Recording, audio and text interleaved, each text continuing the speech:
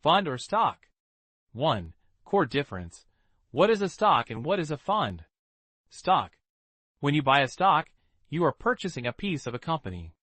Your potential return is directly tied to the company's profits and growth. Some stocks also pay dividends. This investment is fully dependent on a single asset, the company's performance. Investment funds, or ETFs. Funds collect many different assets, stocks, bonds, etc., into one basket. They are managed by professional fund managers. As a fund investor, you are investing in a small portion of a diversified portfolio.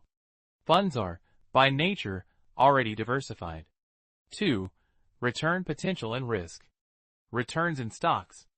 Stocks can potentially deliver high returns. Historically, equities have provided the highest real returns over the long term. However, this higher potential comes with higher risk, and a single stock can be highly volatile.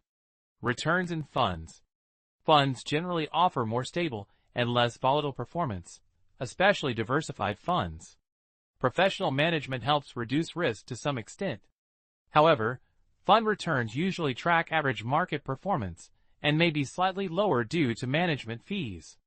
Example: some equity-heavy funds can outperform benchmark indices. For instance, in Turkey, certain equity funds occasionally outperform the BIST 100. 3. Risk and diversification. Stock risk.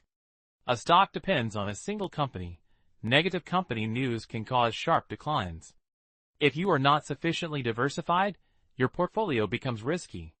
Most individual investors struggle to diversify properly, which increases risk. Fund risk.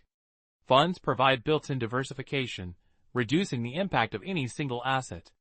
Professional portfolio management can help balance risk more effectively. However, funds still carry market risk. If markets fall, fund values also decline.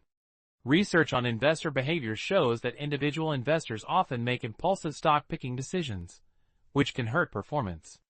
This is one reason many investors prefer funds. 4. Costs and taxes.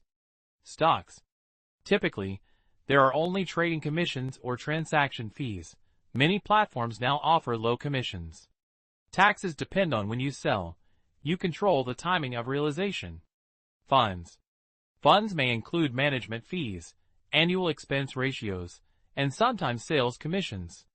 In some cases, fund managers' transactions may create taxable events within the fund structure. 5. Control and management. Control in stocks. You decide the strategy, timing, and allocation. However, this responsibility requires time and knowledge. Poor decisions can lead to serious losses. Control in funds. You delegate management to professionals, reducing your research and monitoring burden. However, you have less control over individual asset selection within the fund. 6. Choosing based on your personal strategy. A fund may be more suitable if you are a new investor. You don't want to spend time analyzing companies. You want automatic diversification. Many financial experts recommend funds for most investors. A stock may be more suitable if you strongly believe in specific companies' long-term potential. You enjoy active investing. You have a high risk tolerance. Careful stock selection can produce strong results, but it requires discipline.